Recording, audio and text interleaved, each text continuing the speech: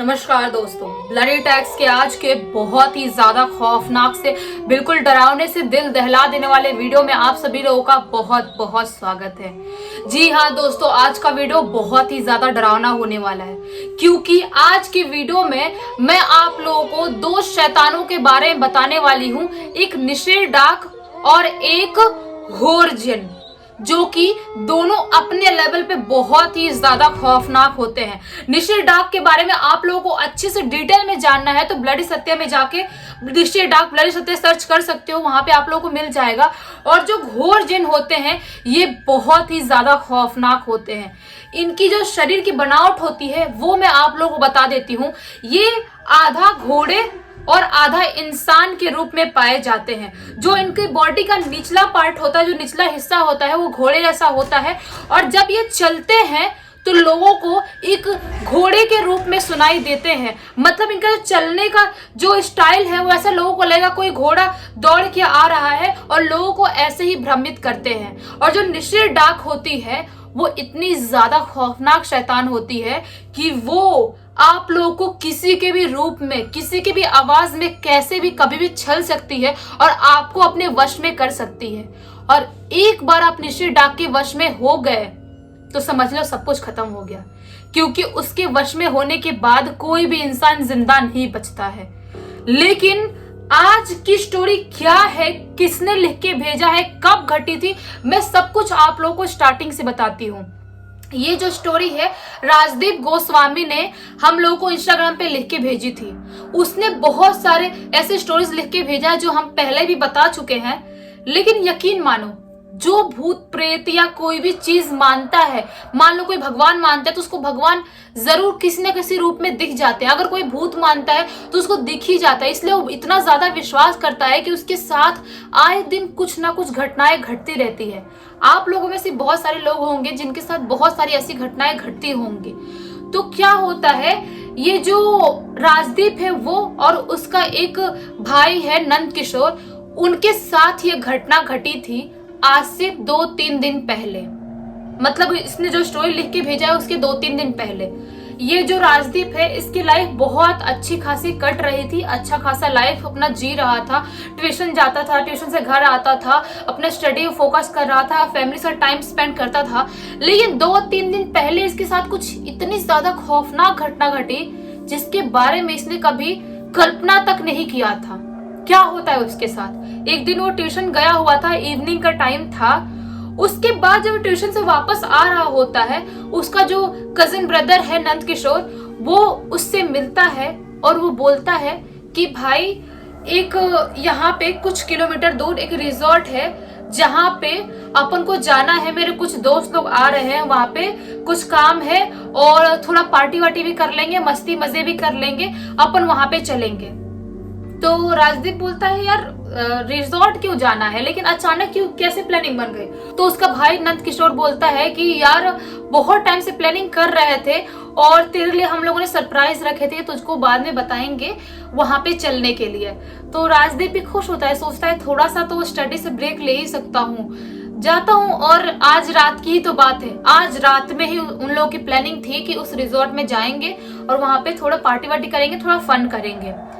तो राजदीप बोलता है एक काम करता हूँ, मैं घर जाता हूँ और अपने बैग वैग रखता हूँ, जो ट्यूशन की चीजें वो रख देता हूँ, उसके बाद रेडी होके मैं तुझे फोन करूंगा, तू आना मेरे घर के बाहर, फिर अपन दोनों एक ही बाइक से निकल जाएंगे उस रिजॉर्ट जाने के लिए। तो नंद किशोर बोलता है ठीक है भाई, बहुत मजा आएगा, चलेंगे। तो जाता है राजदीप, अपने घर वालों से बात करता है और बताता है कि नंद किशोर के साथ मैं थोड़ा सा बाहर जाने वाला हूँ, उसके दोस्त का बर्थडे है, हम लोग थोड़ा बर्थडे पार्टी रखे हैं। तो इसके घर वाले भी मान जाते हैं राजदीप के, बोलते हैं ठीक है बेटा कोई बात नहीं, जा, लेकिन रात में जल्दी आ जाना, बहुत रात तक मत रुकना। और जो रिजॉर्ट था इनके घर से ज्यादा दूर नहीं था, 3-4 किलोमीटर इतना ही दूर होगा। तो ये लोग सेम रात में वहां पे जा सकते थे। जब नंद किशोर इसके घर आता है राजदीप के, तो ये लोग बाइक लेते हैं और बाइक लेके निकल जाते हैं। लेकिन जब ये लोग कुछ दूर पहुंचते ही हैं, अभी रिजॉर्ट के सिर्फ 1.5 या 2 किलोमीटर ही दूर थे कि ये लोग ना एक बहुत ही रॉन्ग रास्ता चुन लेते हैं जाने के लिए। इनको पता भी नहीं था कि ये किस गलत रास्ते पे निकल गए हैं, क्योंकि एक रोड था, लेफ्ट रोड था और एक राइट रोड था, 2 रोड था। और जो लेफ्ट रोड था वो बहुत ही ज्यादा हॉन्टेड था। मतलब वहां पे 203 नंबर का एक पुल था, एक ब्रिज था जो 203 नंबर उसका नाम था, वो बहुत ही ज्यादा हॉन्टेड और बहुत ज्यादा खौफनाक था। और जो राइट वाला था, जो राइट वाला जो रोड था वो एकदम सही था। वहां पे अच्छी खासी गाड़ियां भी रात में चलती थी, रात भर गाड़ियां चलती थी और वो हाईवे जैसा ही था रास्ता। लेकिन जो लेफ्ट वाला रास्ता था वो सुनसान रहता था और वहां पे रात के टाइम पे लोग निकलने से और वहां से गुजरने से पहले 100-200 बार जरूर सोचते थे।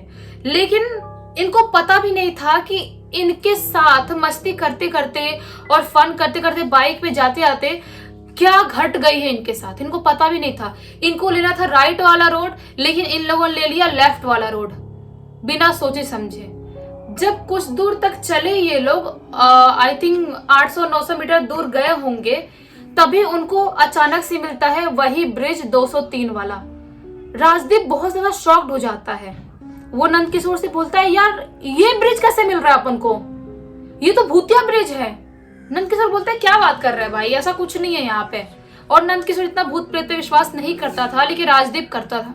बोलता है, हाँ भाई मैं सही बोल रहा हूँ, ये जो ब्रिज है यहाँ पे निशिर डाक का साया है और जो घोर जिन है वो दोनों यहाँ पे रात में रहते हैं और लोगों को हंट करते हैं। अगर रात में यहाँ से कोई भी गुजर गया तो वो वापस नहीं जा सकता। और ये लोग जब निकले थे ना, रात के 11:30 हो रहा था वो टाइम पे, जिस टाइम पे वो लोग उस ब्रिज के पास पहुंचे थे। तो राजदीप बोलता है, यार भाई अपन को यहाँ से टर्न कर लेना चाहिए, यहाँ से मोड़ लेना चाहिए बाइक और अपन को वही राइट वाला रोड पकड़ना चाहिए। लेकिन नंदकिशोर बोलता है, चल ना यार, इधर से भी अपन थोड़े दूर जाएंगे आगे तो अपन को रिजॉर्ट मिल ही जाएगा, इस रोड से भी थोड़ा सा आगे चल के मुड़ लेंगे, दूसरे रोड पकड़ लेंगे। लेकिन राजदीप उसको बहुत समझाने की कोशिश करता है, बोलता है, भाई तू समझ नहीं रहा बात, तू नहीं विश्वास करता है। लेकिन यहाँ से अगर अपन थोड़ा भी आगे गए, मेन ब्रिज के ऊपर तक पहुंचे, तो अपने साथ बहुत ही ज्यादा बुरा हो सकता है। लेकिन नंदकिशोर ही बाइक चला रहा था, वो बिल्कुल भी बात नहीं सुनता है, वो बाइक चला ही रहा होता है और आगे लेके बढ़ जाता है। वो थोड़ी दूर आगे जाते हैं, तभी अचानक से राजदीप को एक बूढ़ी औरत दिखाई देती है, जिसने सफेद कलर की साड़ी पहन के रखी थी और उसके हाथ में एक टॉर्च था। वो सोचता है कि इतनी बूढ़ी औरत ये हॉन्टेड ब्रिज पे क्या कर रही है। वो ये सोच ही रहा होता है, तब भी उसकी नजर अचानक से उस औरत के पैर पे जाती है। उस औरत के जो पैर थे वो उल्टे थे। अब राजदीप की सिट्टी पिट्टी गुल कि ये क्या देख लिया मैंने, हो ना हो ये निशिर डाक ही है, जो लोगों को अगर दिख गई तो वो उसको जिंदा नहीं छोड़ती है। वो नंदकिशोर से बोलता है, भाई देख वो रोड की दूसरी साइड वो औरत, बुढ़ी औरत जो दिख रही है। नंदकिशोर बोलता है, कौन सी बूढ़ी औरत? वो बोलता है, देख ना भाई वो बूढ़ी औरत है, वो निशिर डाक है, उसको बताता है। तो नंदकिशोर बहुत जोर जोर से हंसने लगता है, बोलता है कि क्या बात कर रहे हैं भाई, कौन सी निशिर डाक और कहाँ दिख रही है, मेरे को तो नहीं दिखाई दे रही है। वो मजाक उड़ाने लगता है, बोलता है, भाई तो बात नहीं समझ रहा, मेरे को चीजें महसूस होती है बहुत ज्यादा और मेरे को ऐसा फील हो रहा है कि अपने साथ कुछ ना कुछ बहुत ही ज्यादा बुरा होने वाला है। लेकिन नंदकिशोर बिल्कुल भी सुनने वालों में से नहीं था, वो नहीं सुनता है। वो बाइक चला के जा ही रहा होता है और मुश्किल से 8-10 कदम दूर गए ही थे बाइक से, अचानक से राजदीप को घोड़े दौड़ने की आवाज आती है। अब जो ये घोड़े दौड़ने की आवाज आई थी, वो समझ गया था कि हो ना हो ये घोर जिन ही है, जो अपना मतलब आहट हमको महसूस करवा दिया है कि मैं हूं यहाँ पे और हमारे साथ यहाँ पे कुछ भी बहुत ज्यादा बुरा हो सकता है। वो वापस से बोलता है नंदकिशोर से, भाई मुझे घोड़ों के दौड़ने की आवाज आ रही है और ये घोर जिन ही है, हम इससे नहीं बच सकते। निशिर डाक तो कैसे भी बच जाएंगे, लेकिन ये घोर जिन है, ये अगर एक बार हमको भ्रमित कर लिया तो हम इस ब्रिज से बच के बाहर नहीं निकल सकते, घर तो पहुंच ही नहीं सकते, पॉसिबल ही नहीं है। आज हमारी मौत जो है वो तय है। लेकिन नंदकिशोर बहुत ही जोर जोर से हंसने लगता है, लाउडली। इसमें हंसने वाली कोई बात नहीं थी, लेकिन लाउडली बहुत जोरों से हंसने लगता है। बोलता है, क्या घोर जिन, क्या बकवास बात कर रहा है यार, घोर जिन में क्या होता है अब ये। लेकिन राजदीप उसको बहुत ही ज्यादा समझाने की कोशिश करता है, बोलता है, भाई प्लीज प्लीज मैं तेरे पैर पड़ता हूँ, तू यहाँ से लौट जा, बाइक को मोड़ ले यहाँ से, हमारे साथ कुछ भी बहुत बुरा हो सकता है यहाँ पे। तब नंदकिशोर बोलता है ठीक है यार, मैं नहीं मानता हूँ सब चीजें, लेकिन तू बोल रहा है तो मैं बाइक मोड़ लेता हूँ। वो वहां से बाइक मोड़ लेता है। लेकिन आपको क्या लगता है, अभी बहुत ज्यादा देर हो चुका था। जो बाइक मोड़ा था उसके बाद ये लोग बाइक मोड़ने के बाद इनको बार बार वही रोड दिखाई दे रहा होता है। इनको ऐसा लगता है कि यार हम इस रोड से बाहर नहीं निकल पा रहे हैं। इनके जब जा रहे थे रास्ते में एक उनको टेम्पल दिखाई दिया था, वो बहुत दूर आने के बाद भी उनको टेम्पल दिखाई नहीं दे रहा है।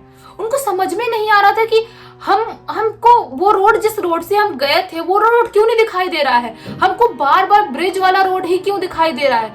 आखिर ये किस जाल में फंस गए थे, किस छलावे में फंस गए थे, इनको कुछ भी समझ में नहीं आ रहा था। और अब नंदकिशोर भी डरना स्टार्ट हो गया था। मतलब उसको भी अब डर लगना स्टार्ट हो गया था। उसको अब हो गया फील कि हाँ भाई यहाँ पे कुछ ना कुछ गड़बड़ है, क्योंकि वही बाइक चला रहा होता है। ये सब कुछ करते करते उनको रात के 1:30 बज जाते हैं। वहीं पे ये लोग रिजॉर्ट नहीं पहुंच पाए थे।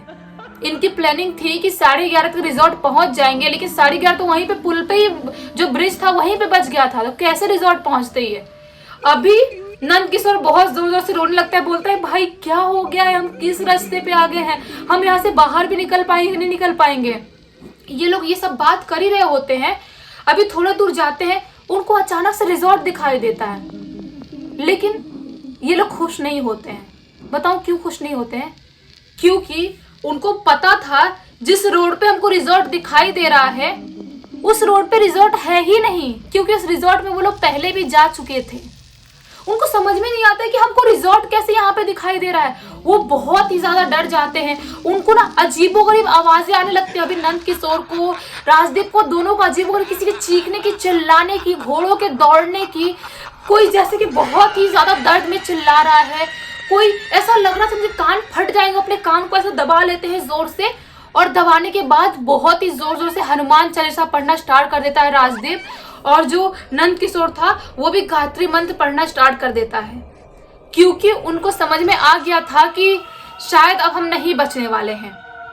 लेकिन लकीली जब ये लोग स्टार्ट करते हैं गायत्री मंत्र पढ़ना और हनुमान चालीसा, ये बाइक चला ही रहे होते हैं और मंत्र पढ़ ही रहे होते हैं, तभी इनको दिखाई देता है आगे चल के एक दुकान, जो चाय की टपरी टाइप का दुकान था। वहां पे पहुंचते हैं, उनको एक आदमी दिखाई देता है, जिस आदमी से ये लोग पूछते हैं, हर एक बात बता देते हैं। बोलते हैं कि हमारे साथ ऐसा कुछ हो रहा है, क्या वो ब्रिज सच में 203 नंबर वाला ब्रिज सच में हॉन्टेड है? तो वो आदमी बोलता है कि आप वहां से वापस कैसे आए? पहली बात ये बताओ कि वहां पे रात के टाइम में कोई जाता है तो वापस नहीं आ पाता है। आप बहुत ही ज्यादा किस्मत वाले हो जो आप वहां से वापस आ गए, क्योंकि वो ब्रिज सही मायने में बहुत ही ज्यादा हॉन्टेड है। तभी राजदीप के गले में देखा उन्होंने एक लॉकेट, जो एक ओम नमः शिवाय का लॉकेट था। वो आदमी ने बोला कि बेटा तुम जो ये लॉकेट पहने हो इसकी वजह से बचे हो, अगर ये लॉकेट नहीं पहने होते तो शायद तुम लोग नहीं बच पाते, क्योंकि अगर कोई भी वो निश्चित डाक और घोर जिन के चंगुल में फंसता है वो वापस निकल ही नहीं सकता, उसकी मौत निश्चित ही है। तभी वो आदमी से बात करते हैं, बोलते हैं कि बहुत बहुत धन्यवाद, हम लोग यहाँ पे थोड़ा टाइम रुक जाए, आधे घंटे। वो लोग वहाँ पे आधे घंटे रुकते हैं, माइंड फ्रेश करते हैं। उसके बाद उस आदमी से बोलते हैं कि आप प्लीज हमको मेन रोड से बाहर निकाल दो, हमको थोड़ा छोड़ दो आगे तक। वो आदमी भी उनकी हेल्प करता है और उनको मेन रोड तक ले जाकर उनको आगे छोड़ के आता है। ये लोग रिजॉर्ट जाना कैंसिल कर देते हैं, घर पे पहुंचते हैं, और घर पे पहुंचने के बाद वो ढंग से सांस लेते हैं। तब जाके नंदकिशोर को सच में भूत प्रेतों पर विश्वास हो जाता है कि हाँ सच में ऐसी कोई चीज होती है, क्योंकि राजदीप को तो वो शैतान दिखे भी थे, नंदकिशोर को दिखे नहीं थे, लेकिन जो आवाजें आई थी उसकी वजह से वो बहुत ज्यादा डिस्टर्ब हो गया था। आप लोग बताना कि आप लोगों को ये स्टोरी कैसी लगी। ये सुनने में बहुत ही ज्यादा नॉर्मल स्टोरी है, लेकिन ये बहुत ही ज्यादा खौफनाक है। आप एक बार इमेजिन करो कि आप दो शैतान के चंगुल में फंस जाते हो तो आपके साथ क्या होगा। बताना कमेंट बॉक्स में कि आप लोगों को स्टोरी कैसी लगी। और अभी तक इस वीडियो को देख लिया, इस वीडियो को लाइक कर देना, चैनल को सब्सक्राइब कर देना, बेल को दबा के ऑल पे क्लिक कर देना, ताकि जब भी मैं नए वीडियो डालूं सबसे पहले आप लोगों के पास पहुंचे। चलिए कल वापस से मिलते हैं एक बहुत ही ज्यादा खौफनाक से अच्छे से एपिसोड में। तब तक के लिए बहुत बहुत धन्यवाद।